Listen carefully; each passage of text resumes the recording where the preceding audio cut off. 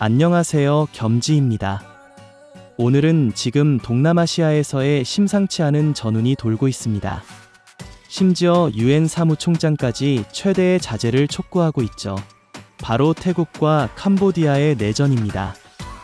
이 두 나라는 내전이 일어날 수밖에 없는지 과거부터 현재까지 겸지가 자세히 전해드리겠습니다. 자, 그럼 시작해볼까요? 태국과 캄보디아 간의 무력 충돌은 단순한 국경 분쟁이나 일시적인 정치 갈등이 아니라 오랜 세월에 걸친 역사적 누적과 민족 감정, 국내 정치 구조, 경제적 이해관계가 중첩된 복합적 현상이라 할 수 있습니다. 최근 격화된 양국 간 군사 충돌은 단순히 영토를 둘러싼 다툼을 넘어 근대 식민시대의 기억과 불완전한 조약, 그리고 정치 권력의 불신과 민족주의 감정이 어떻게 지역 불안정성을 유발하는지를 잘 보여주고 있습니다. 양국 간 갈등의 기원은 20세기 초로 거슬러 올라갑니다. 1907년 프랑스령 인도차이나를 대표한 프랑스와 당시 시암 왕국, 현재의 태국은 프랑코-시암 조약을 체결하였으며, 이에 따라 현재 캄보디아 북서부에 위치한 바탐방, 시엠립 등의 영토가 프랑스 측으로 이관되었습니다.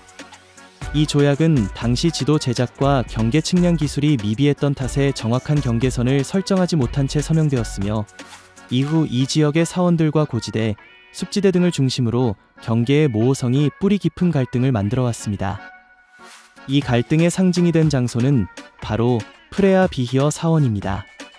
이 사원은 본래 힌두교 시바신에게 봉헌된 사원으로 역사, 문화사적으로 캄보디아 정체성과 깊이 연결되어 있으나 지리적으로 태국 시사켓주와 인접한 단층 절벽 위에 자리합니다.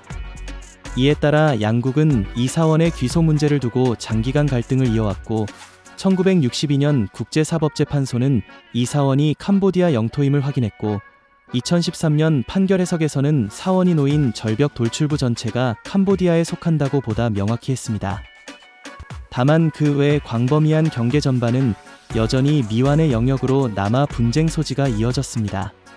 그러나 사원 주변 고지대와 군사 전략적 요충지에 대한 권리는 판결에서 명확히 다루어지지 않아 분쟁의 씨앗은 여전히 남아 있었습니다. 2008년 유네스코 세계유산 등재는 태국 내 민족주의 정서를 자극했고, 2008에서 2011년 사이 국지전이 반복되며 사상자와 대피민이 다수 발생했습니다. 이는 사원 귀속 문제를 넘어 상징 자산을 둘러싼 국가적 자존심 경쟁으로 갈등을 확장시켰습니다. 2025년에 접어들며 상황은 단계적으로 악화했습니다. 5월 28일 에메랄드 삼각지 인근에서 캄보디아 병사 1명 사망 사건이 발생했고, 이후 상호 증원 무장 배치가 가속했습니다. 7월 16일과 23일에는 태국 측 순찰대가 국경 인근 지뢰 폭발에 연이어 부상을 입었고, 태국은 PMN-2 대인 지뢰가 최근 매설됐다고 주장하며 예교관 추방과 국경 검문소 폐쇄 등 고강도 조치로 대응했습니다. 캄보디아는 해당 지뢰 매설 책임을 부인하며 태국의 영토 침범과 과잉 대응을 비판했습니다. 7월 24일 새벽, 상황은 폭발적으로 악화되었습니다. 캄보디아군이 로켓포, 드론, 박격포 등을 동원하여 태국군 전초기지를 공격하였고, 태국은 이에 대응하여 공군기와 포병을 동원한 보복 작전에 나섰습니다. 불과 3일 만에 30명이 넘는 사망자가 발생했으며, 이 가운데는 양국 군인뿐 아니라 민간인도 다수 포함되어 있습니다. 피해 지역은 시사켓, 우볼라 차타니, 트랏 등 국경을 따라 확산되었고, 주민 약 13만 명 이상이 피난길에 올라야 했습니다. 캄보디아 측에서는 병원, 학교, 주유소 등 민간시설까지 포격을 받은 정황이 포착되었으며, 이는 국제인권단체들의 우려를 더욱 증폭시키는 계기가 되었습니다.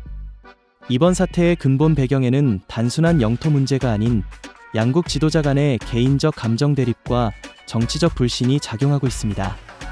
캄보디아의 전 총리 훈센과 태국의 친나왓 가문은 과거 동맹적 관계였으나 최근 들어 상호 간의 비난과 모욕이 오가며 갈등이 심화되었습니다. 특히 2025년 초 훈센과 파통탄 친나왓 총리 사이의 비공개 통화 내용이 외부로 유출되며 각국의 언론과 정치 세력은 이를 내부 정쟁이 도구로 이용하였고, 대중의 민족주의 감정을 부추기게 되었습니다. 훈센의 아들인 훈만의 총리는 정권 안정을 위한 군사력 배치를 강화했고, 태국 정부 역시 국경 경비를 강화하며 이에 대응하였습니다. 여기에 경제적 이해관계도 중첩되고 있습니다.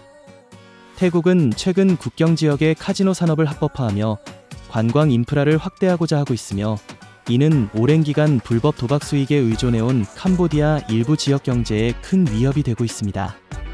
태국의 경제 전략은 단순한 관광 사업이 아닌 국경 지역을 중심으로 한 지역 패권 확보 차원으로 분석되며, 이에 따라 캄보디아는 자국 이익을 지키기 위한 적극적 대응을 펼치고 있는 상황입니다.